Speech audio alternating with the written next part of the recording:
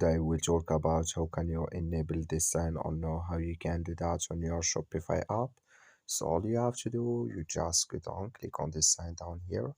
So when you click on it, it's going to show for you a list like this. Then all you have to do now, just click on settings.